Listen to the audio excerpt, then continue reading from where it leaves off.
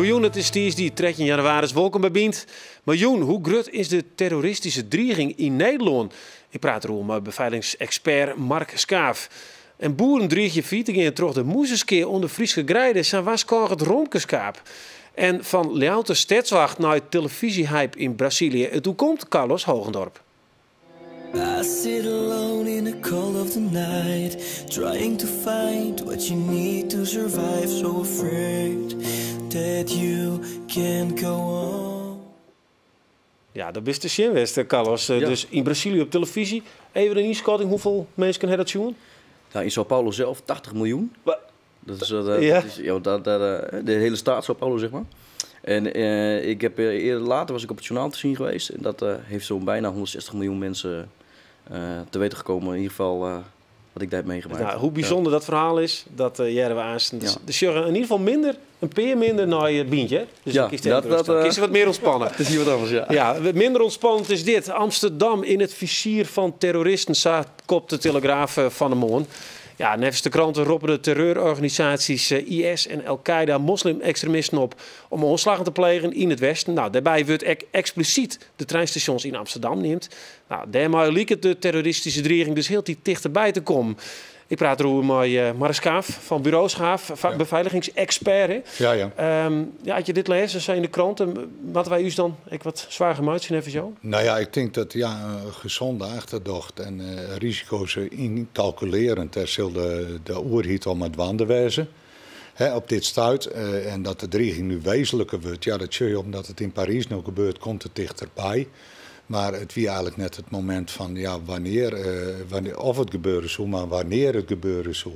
En dan heet hoe Parijs of heet ik specifiek Nederland? Dat kan heel Europa wezen, dat kan ook Amsterdam wezen. Ja, maar wij leven dus in Nederland. Amsterdam is een stukje dichterbij als Parijs. Is ik zei, maar ja, ik had al eerder zo'n Van Gogh is examen deerstuitsen, is examen onslag West, Pim Fortuyn is samen onslag West. Nou, verloop van tijd app dat weer fut. Nou is dit wat een orenonslag, dus hier kunnen we misschien wat langer les van horen. Maar dat we misschien al er wat meer rekening mee moeten horen dat er ooit naar u jongen wordt vanuit bepaalde groeperingen is wel wichtig. Ja. Het is wel beangstigend, jongens. Ik weet niet, hoe viel je hem dat? Ja, ik was ook van geschrokken toen ik het had gezien. Ja, dat bestadswacht ik nog in jou. Er is op straat, komt een soort mensen in, spelen dat hè? Nou, nee, wij bij Stadsverzicht hebben niet echt een niet orders gekregen om daar echt extra op te gaan letten. Maar ik denk dat we in het algemeen gewoon waakzaam moeten zijn.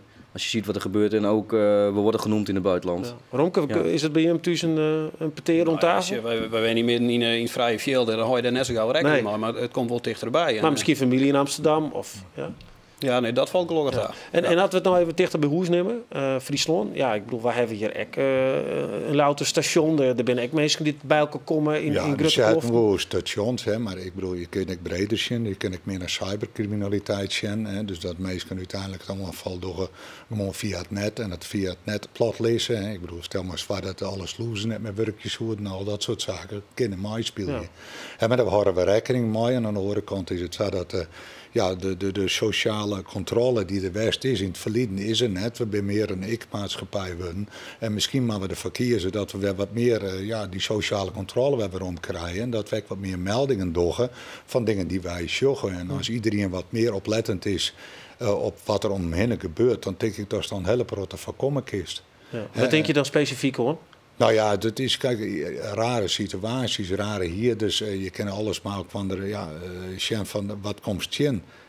Als er strikter controle wordt die op tafershow, op gebouwen, op transport en al die dingen, op de grenzen, Schiphol zulk zwaarder ook gecontroleerd worden. Ja, dan wordt het alsmaar beter inzichtelijk waar er dwande is en op wat voor manier. Ja. En dat we het wichtig moeten nemen, dat is zo. Maar het speelt natuurlijk al heel lang. Ja, want bij de omslagen bij 9/11 in New York, toen moest je hem vanuit Schaaf, het beveiligingsbureau, flink opschalen. Ja, 24 man per dag, 3 jaar lang. Ja. Nee, Schiphol alleen nog. Ja. En dus puur voor beveiliging? Ja, puur voor beveiliging. In totaal zitten we op 40 man, echt naar horen, projecten, objecten. Maar dat weer dat de Amerikanen heel duidelijke eisen stellen. Wij willen daar wel werken, wij willen daar wel komen, maar dan stellen we die eisen. En hoe zit het nou dan? Ben je nou al vregen? Wij zijn nou net vregen, maar er ben natuurlijk al. Het is een hele andere situatie. In 2004 de beveiligingswereld echt nog hoors dan dat er nou is. En die is in 15 jaar toch wel eens de beveiligingsawareness is groter geworden. En mensen nemen het serieuzer. Vroeger kon ik als privé. Nou ja, ze krijgt dat meer individualisten worden. Ja, wel de meesten wel, maar de oerhiet en de bedrijven die tellen de sfeer door. Die investeren meer in beveiliging dan oors. En dat zal nog meer moeten worden in mijn eigen. Ja. Maar we moeten gewoon die maatschappijen veilig stellen. En als het mij cybercriminaliteit alleen nog als juist. Dat landen om ons heen zitten van we bestemmen daar 1 miljard de komende tijd voor. Om een verzwaring dat we daar van REVA binnen. En wij zitten we bestemmen de helft daarvoor. Ja, dan is de beveiliging awareness nog net zo groot daar op dat vlak. Terwijl dat wij als Nederland er heel veel broek van maken. Maar we zijn dus net genoeg bewust van de gevaren die te boeten. Dus die peer van die gekken maar een mitrailleur binnen. Dat zeggen we juist dus ik het nog in Amerika. Hè? Daar ben ze dus inbruts. Ze inbreken kind. Nou ja, dat ben dingen waar je afvragen kiest van hoe kan dat? En daar moest je op daar redden. En daar is de oerhiet en het bedrijfsleven heel erg met wanden. Alleen het bewustzijn van de meesten wordt nou meer. Ik heb vroeger in Libanon zitten. Ja, dan hier is geen fotootje op dat staat van de dingen die er gebeuren. En zie je het 24 uur later op internet of binnen 2 uur. Nee, dat kwam helemaal nooit op televisie bij wijze van spreken. Ja, nou just alles en telefoonopnames van die Delsketten wordt. Dat wordt nou lineairect uitzonden.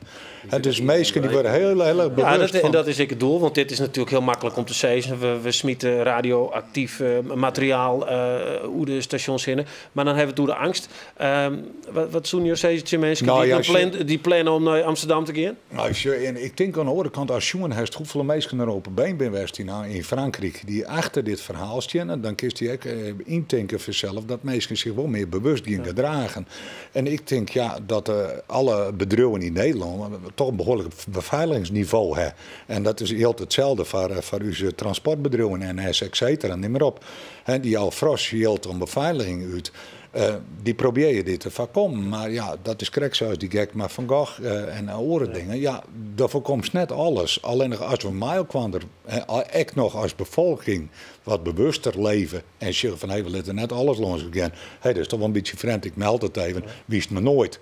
Nou, dan heeft het misschien al wat voorkomen, wist wel. En dat werkt beter. Ik denk persoonlijk dat ook een grote taak bij de politie ligt. Want zoals in Frankrijk was het al bekend, ze waren al eerder, werden ze genoemd. Ze stonden op de zwarte lijst in Amerika. Kijk, misschien dat het nu zaak is om die personen in Nederland dus in de gaten te houden. Die dat soort groeperingen dus steunen. Ja. En die moet je gewoon echt in de gaten houden. Oké, nou, het verhaal is natuurlijk, we moeten gewoon scherper wezen, machinaal. Ja, scherp, maar net bang wezen, hè? Want we hebben ook zo'n dat we wel voor vrijheid stellen. Nou, we zijn net benauwd. Dat bedoel ik. Net benauwd. Ja, nou, aanst praten we hier verder rond tafel. En we hebben ook dan nog een mooie riege. Want wij zeggen dan een sammeling van een grut Elvis-fan. En die het zoveel spul binnenhellen en die wil er ook griezelig van genieten. Dat zeg je aan zijn illustreren. Nou praten we verder even over een orenterreur. De terreur van jou als boer. Ja. De moezen. Ze staan al achter u op de plaatsjes. Dit ben ze, hè? Deze knapen ook, die bruinen. Ja, klopt. Net die wieten, die skottigen. Nee. En we zullen vooral even hebben over de impact die dat nou krijgt. Want van het jest hebben we jou in september jou eens een keer zijn van jongens, het is een probleem. Toen laken ze uit. Zijn ze niet meer een paar katten. Ja. Maar hoe is het nou? Ja, het gaat nog steeds terug. Hè? En wij zien het in juni, juli zo'n beetje aankomen. Het zien jullie hebben ik wat ervaringen met hand. En dat we uiteindelijk volle minder dat het nou is. En het explodeert nog steeds. En maar het mooie waar. Tussen aanhalingstekens, maar de temperatuur steeds. Wordt het nog steeds slimmer. Ja. Zullen we eens even zien naar de situatie bij hem op de plaats? Ja.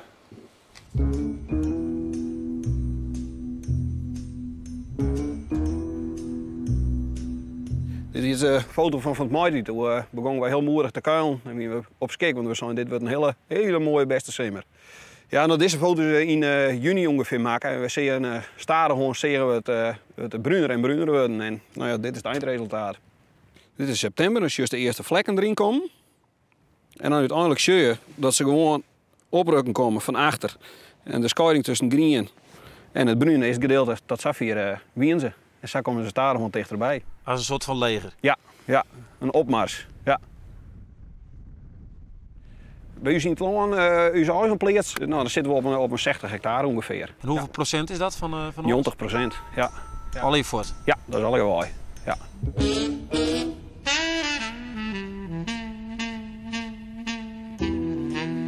Maar je wordt er net net blij van. Beslist net. Nee.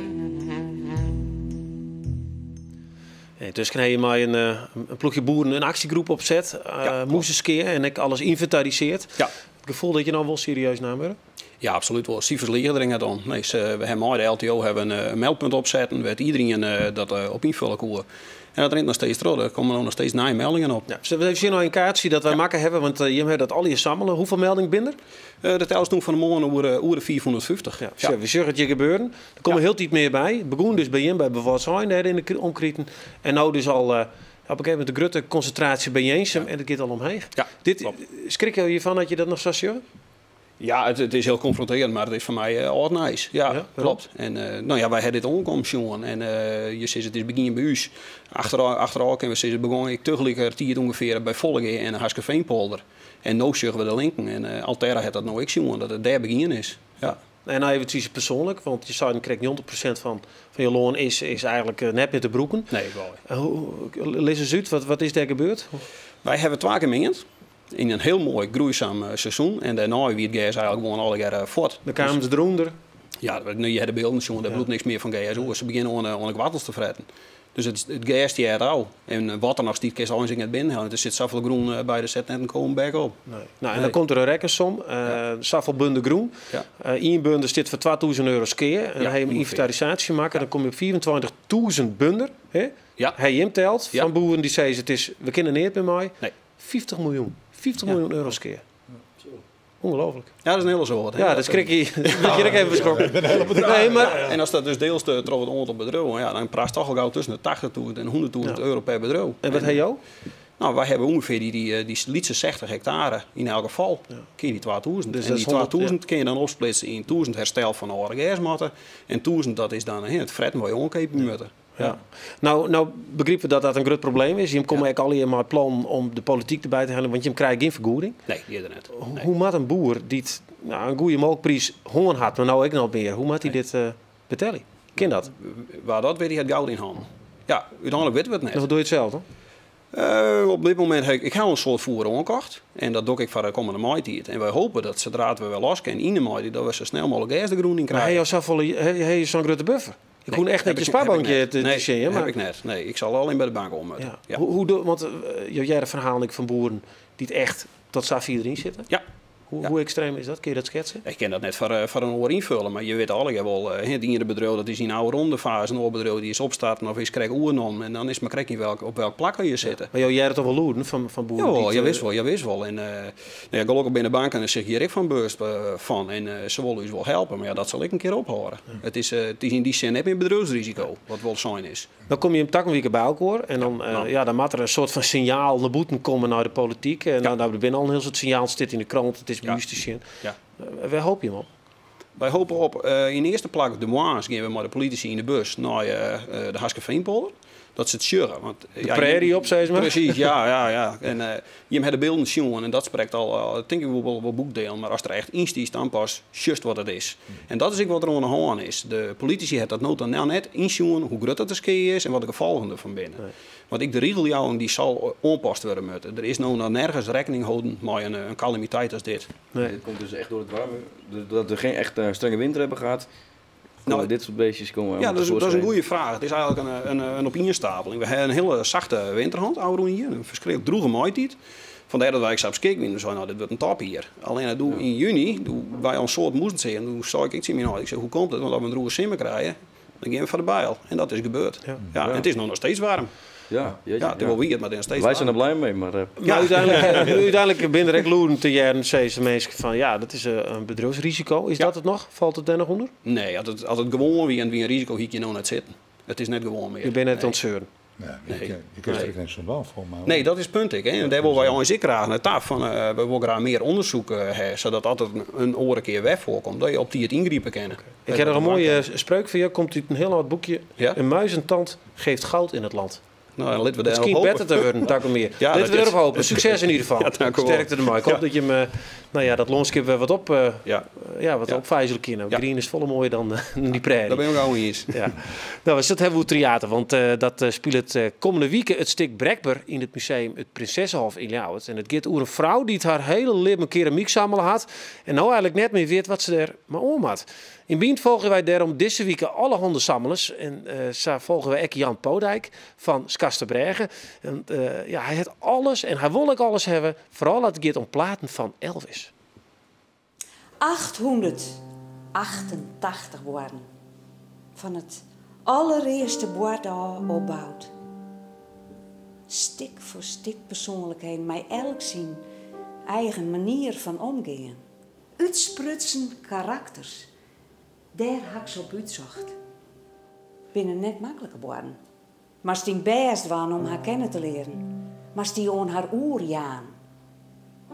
Ze versterk je ook hoor als de puntjes van een pointillistische schilderij. Samen mast het zien, mijn collectie. Zo. Nou, dit is een pick-up. Die is van dezelfde fabrikant. RCA, waar ik de platen van Elvis van binnen. Dat is wel leuk, denk ik. Hij was wel de eerste die eigenlijk de popcultuur, zoals we hem nou kennen, dat muziek koppelen we aan de klangen, de manier van praten, de manier van dwaan, de manier van leven. Wie hij wel een van de pioniers is. En in zulke hoesjes werden ze dan verkocht. En dan hebben we het over deze flutplaat. Dit is de aanstichtster van het hele circus, is maar. De jeugd die nu opgroeit, die weet niet eens wat een plaat is. Ja, misschien bij hun ouders in de platenkast, maar die hebben niks mooi vernieuwd. Ik vind dat je iets hebt wat een oor net heeft of wat een oor onbekend is, dat jou dat dan in je kast in hebben, dat is voor mij de waarde. In het begin keep je alles wat je voor de hand krijgt. Dat je op een gegeven moment denkt van ja, maar dit wordt te gek, dit ken je net meer. En dan begin je te denken van ja, ik moet zien dat ik een scheiding maak. Maar ja, wel is je de scheiding. Wat ga je doen? Maar op een gegeven moment, dan op die rondmerk vind je altijd dezelfde platen. En dan denk je van ja, daar moet toch meer wijzen. Daar moet toch oudere uitvoeringen wijzen van die plaat. Uiteindelijk ben vaak de herpersingen zeldzamer dan de origineel. Omdat er volle minder van verkocht ben. Ik ben toen op een gegeven moment gekozen voor de Duitse persingen. En ik heb op een gegeven moment gezegd van, want België heeft maar een heel kwart platenpers, is maar, echte Belgische persingen. En dat is maar wist van 56 tot en met 51. Dus dat is ik compleet te krijgen. En dan, dus ik denk wel eens, als ik dat zien kon, zou ik dat ik altijd meenemen. De advertenties in de bladen. En dan praat je over dit bijvoorbeeld. Ik heb voor sommige dingen echt wel heel veel geld betalen. En de reden daarvan is ik altijd dat ik altijd dacht heb van hoe jij er hem hebt, hoe langer ik ervan genieten kan. Zo, en ik kan wel maar uitstellen, tot je op een gegeven moment 70 plus binnen en dan eindelijk een keer die plaat keepie kennen die ik graag heb. Maar ja, dan geniet je er misschien met zien van. En dan kan ik me de rest van mijn leven ervan genieten.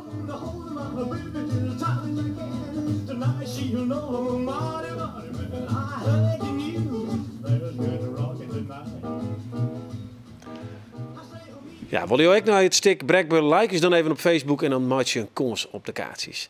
Ja, van Stedswacht in Ljouwert naar een beroemdheid in Brazilië. Toen kwam Carlos Hogendorp, hij werd als ben in Brazilië adopteerd, trok een gezin uit Ljouwert en begon tweeling een ziektocht naar zijn biologische mem. En tot zijn grote verrassing kregen die ziektocht een soort omdenken in de Braziliaanse media. Carlos está aqui.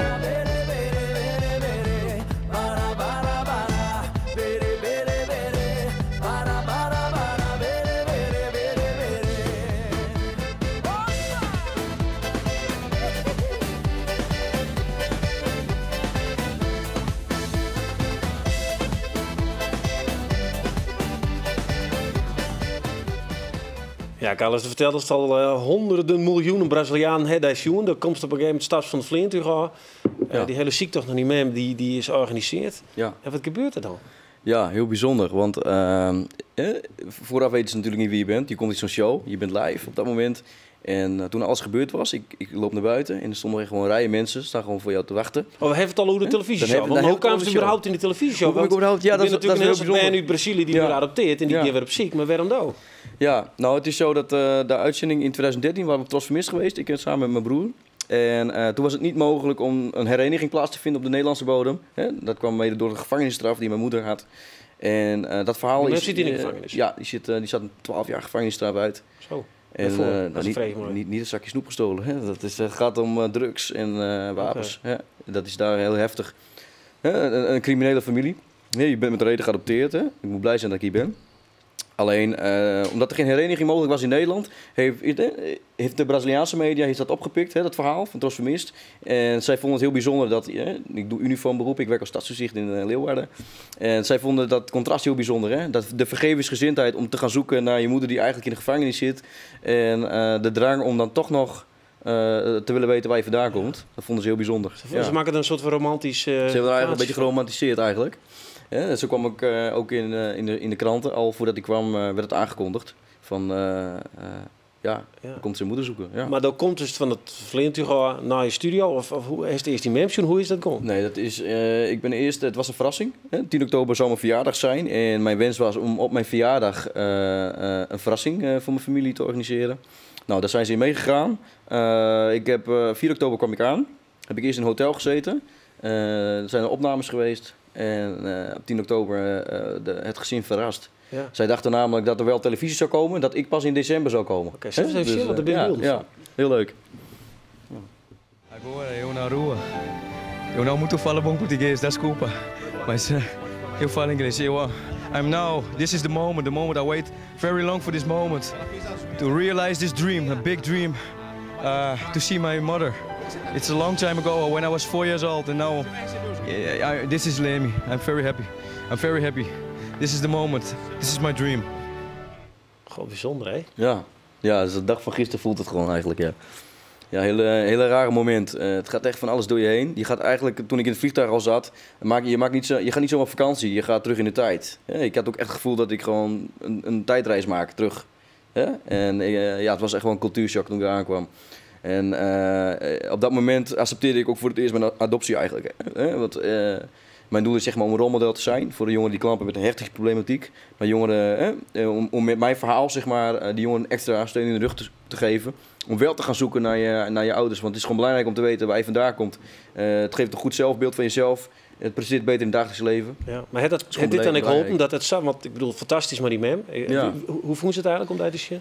Ja, dat was heel bijzonder. Want hoeveel ben je het ze? Zij heeft er 9 en dan heb ik aan vaderskant ook nog 9. Dus totaal 18 halfbroers en zussen. Ja. Maar dat wie vond nou de goed viel dat? Het viel goed. Ik heb ontzettend leuke zusjes. Ik heb aan één zusje heb ik me heel erg bijzonder gehecht. Een zusje van 10. Ze is dakloos. Zij sliep op straat. En dat heeft mij zo enorm geraakt dat ik heb haar meegenomen op mijn avontuur. Radiobezoeken gedaan samen met haar. Maar samen geslapen met haar. Dus echt, die klik was er gewoon. Ja. En die was er niet met iedereen. Dat is gewoon zo. Alleen ik heb me heel erg verantwoordelijk gevoeld voor een aantal mensen daar in het gezin. Ja. En het doel is nou dus uiteindelijk om vanuit jaren te helpen daar in Brazilië? Of vaker kijk, helpen is gewoon is lastig. Zij zijn natuurlijk gewend in. Zij kijken heel erg anders naar Europa. Hè. Hier is de eerste wereld. En ze verwachten ook, die jongen komt ons helpen. En er zijn bepaalde verwachtingen, maar die kan ik niet waarmaken. Wat ik wel kan doen, is zeg maar het gezin bij elkaar brengen. Mijn wens is dat er niet meer kinderen geadopteerd worden, maar dat ze juist gaan vechten voor dit gezin. Dat er meer is dan criminaliteit. Haar dromen van mijn zusje is ook niet drugs en wapens. Maar ze wil heel graag studeren en ik wil haar daarbij helpen. Ja. Ik wil haar die kans geven om toch naar school te gaan. Meer kan ik ook niet doen. Maar ik heb toch, door mijn uitzending op tv, heb ik toch enige invloed kunnen hebben over haar woonsituatie. Ja. En dat is iets, denk ik, ja. Ja, nou, fantastisch verhaal. Ja. Er zit nog volle meer hoor. Ik zou vaststellen, lid het volgen, want er heeft volgens mij nog contact met Neymar. Als voetballer. Daar gist er nog in. Maar we van Bient, die volgen je op deze reis? Je mag me helemaal volgen. Okay, zeker. Bedankt voor dit verhaal. Heer Niemek, bedankt. Sluit de Bient af. Dit is Bient van Joen. Bijzondere verhaal op tafel. Morgen krijgt Arjen een Toskedokter op visite. Dus dat is altijd leuk om te zien. Het hij dat weer. Nog een verder.